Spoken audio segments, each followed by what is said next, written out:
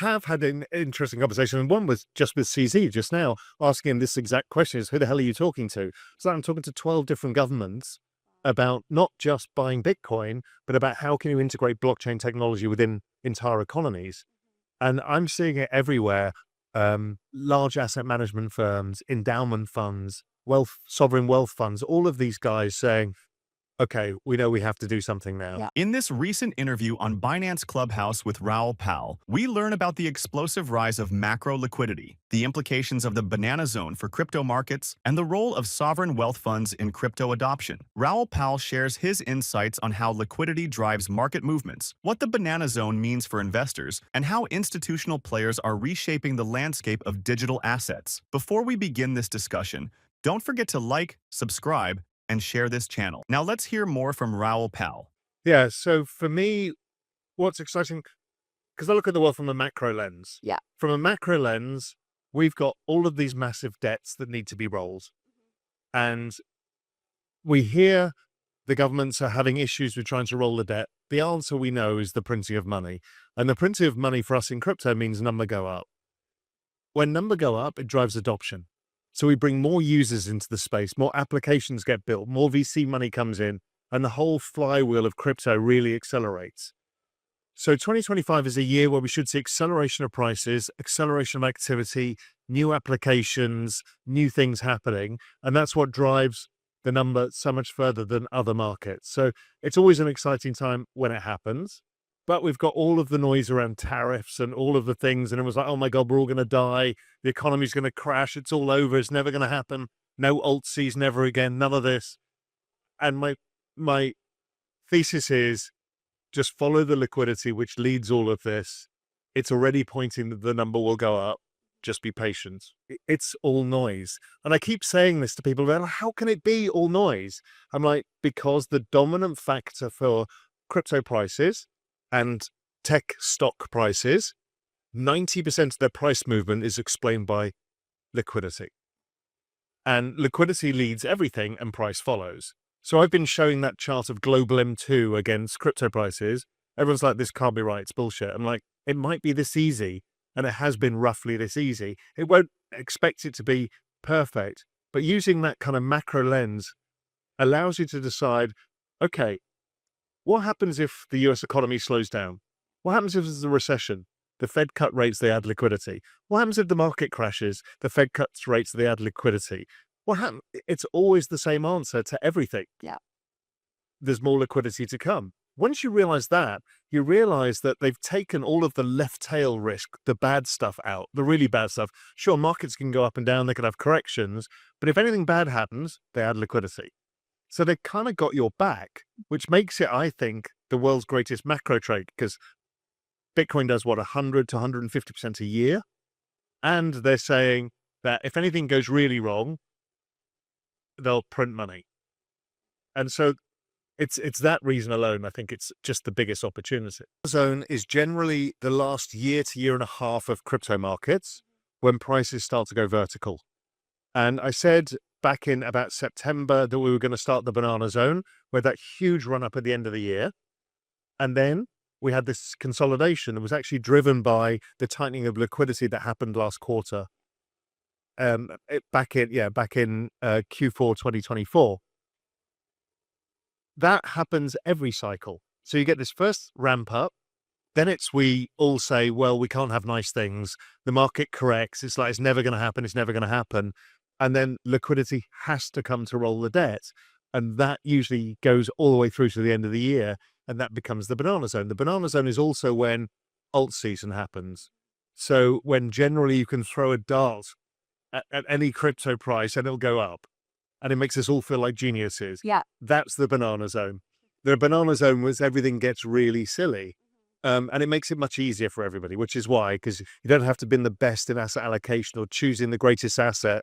Most things go up. That's not to say everything goes up, but the banana zone is when we make most of the big gains. It's when all retail gets sucked in. It's when the taxi driver starts talking to you.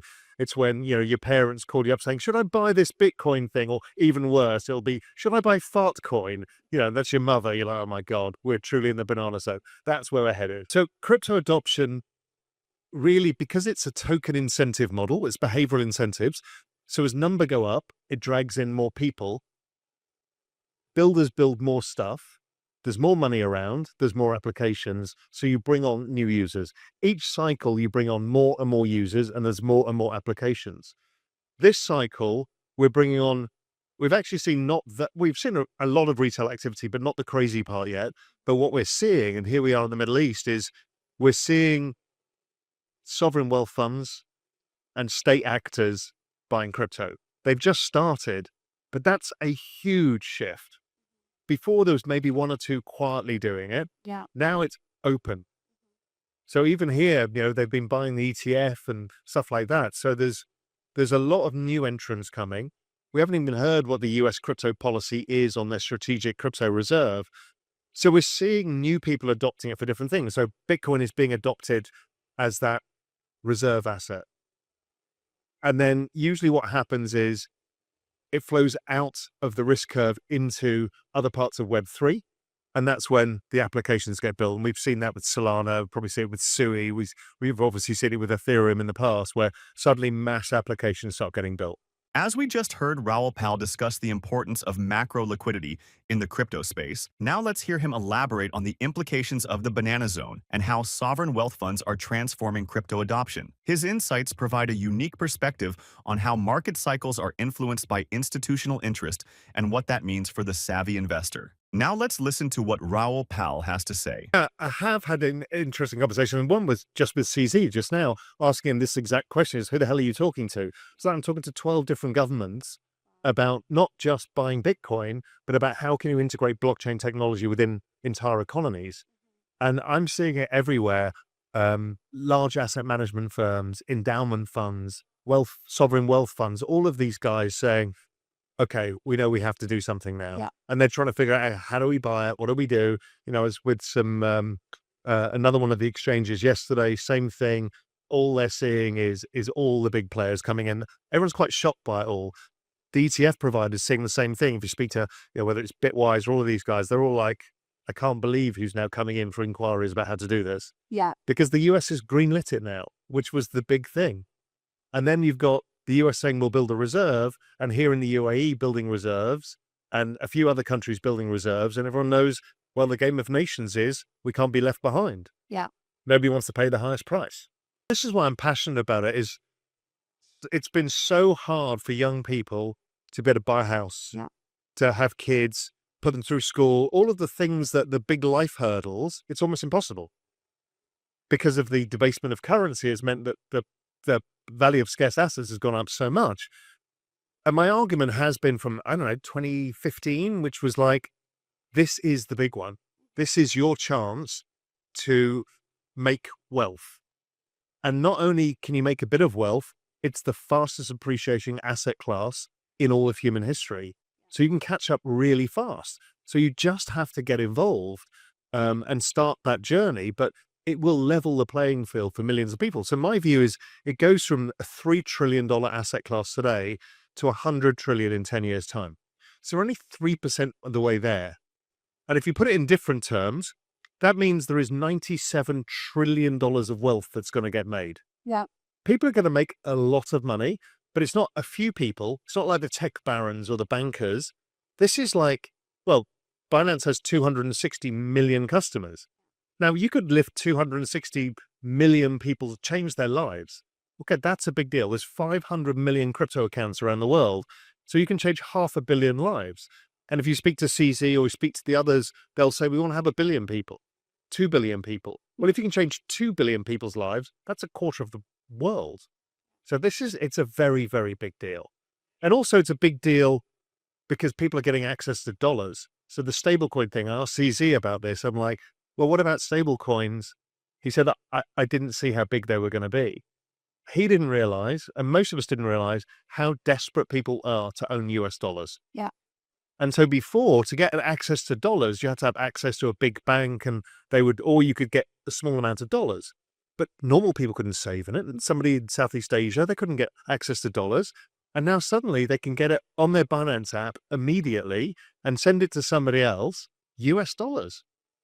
That's an incredible change for people. So there's some really big things happening that really change the world for a lot of people. Go anywhere and ask them, what would you rather have, a euro, a dollar, a Swiss franc? They will always say a dollar. Yeah.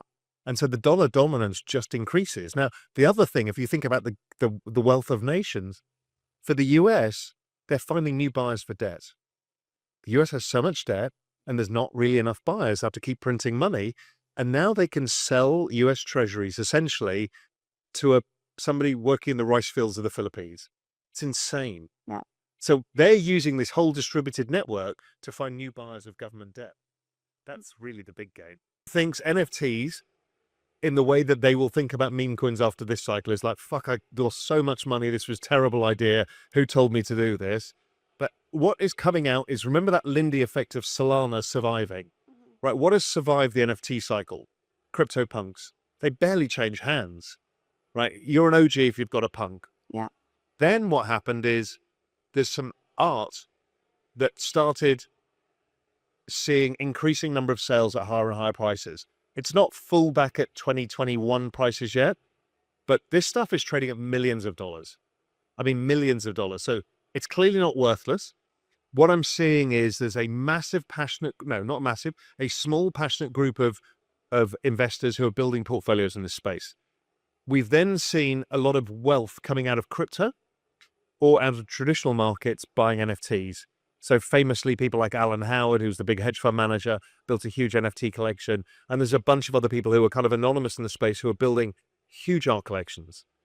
And why that is simply crypto is culture.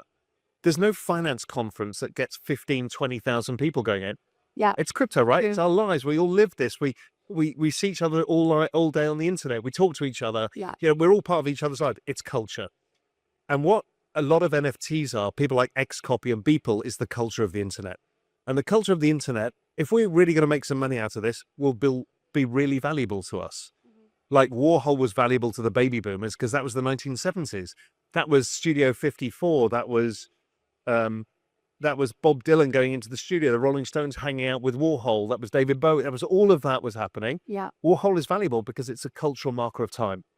So the cultural markers of time are people like Beeple and Xcopy who comment on all this, and they're the OGs. And then the other part of the equation from the macro view is we're going from 3 trillion to 100 trillion. You're going to make $97 trillion of wealth. Mm-hmm. Upstream of all investments is ours. It always is. Every billionaire has 10 times the value of art in their houses than the value of their houses. Because really, in the end, they buy 5 houses. Yeah. But they've still got lots of money. And so they want a store of value. And art is a store of value that you can appreciate, that's semi-liquid, transferable, and you can show off. And rich people like to show off. And so a socially status signal.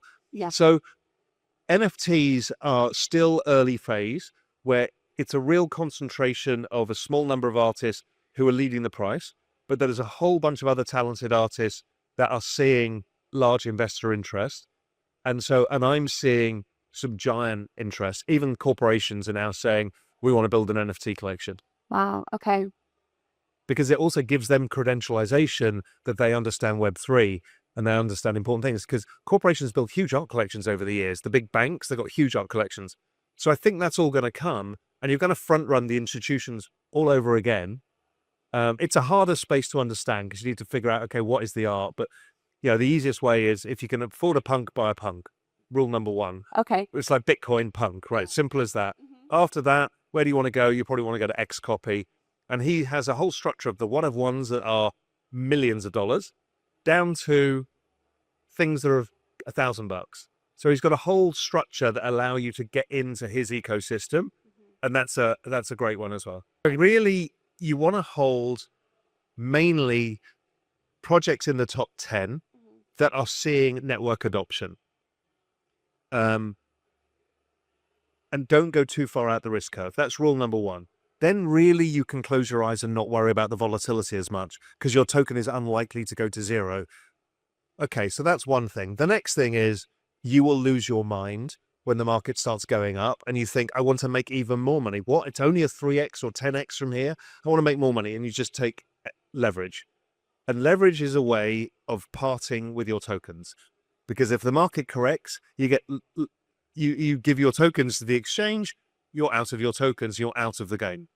Don't get out of the game. Yeah. So choose quality assets, don't get out of the game. Then it's all about security. Don't lose your tokens is rule number one. Just stay in the game. Ask anybody, all the people who are rich in this space, you ask them what they did. They weren't trading. They just held and did nothing. Yeah. It's really hard for people because they think they need to do something. I need to be trading. I need to be like Ansem. I need to be flipping tokens and getting the next 100. You don't need to do any of that. You just need to let the magic happen. And let the magic happen is don't lose control of your tokens. And so a lot of people start messing around thinking, you know what, I want 6% extra yield on my crypto that goes up 150% a year, but I want an extra 6%, which is insane. But they want that, so then they start finding some DeFi protocol that's set up that gives them an extra yield. And before you know it, the exchange gets hacked, you lose all your money. People do this all the time. They leave their money on their MetaMask wallet, and by mistake, they connect to a website. You've lost control of your tokens. Don't lose control of your tokens. To watch the full interview, check out the link in the description. In summary, Raoul Pal reveals that macro liquidity is the driving force behind crypto price movements. The banana zone represents a pivotal phase for crypto market gains, and the increasing involvement of sovereign wealth funds signifies a major shift in adoption. We would love to hear your thoughts on some questions. How will liquidity dynamics shape the future of digital assets? Are we entering a new era of institutional influence in crypto? Thank you for tuning in. If you enjoyed this discussion, please subscribe, like, and share our video for more engaging content exploring the innovative world of decentralized technologies. SIM swap fraud is sweeping the globe, and your mobile security is at risk. Switch to Ifani and lock out SIM swap fraud and get the most elite mobile protection in the world. Ifani guarantees 100% protection from SIM swaps backed by a $5 million insurance policy. Stay secure with reliable coverage, free international roaming, and unlimited data. Trust Ifani to keep your communications and assets secure. Get military-grade protection, 24/7 concierge service, and a hassle-free upgrade. Click the link below for $150 off.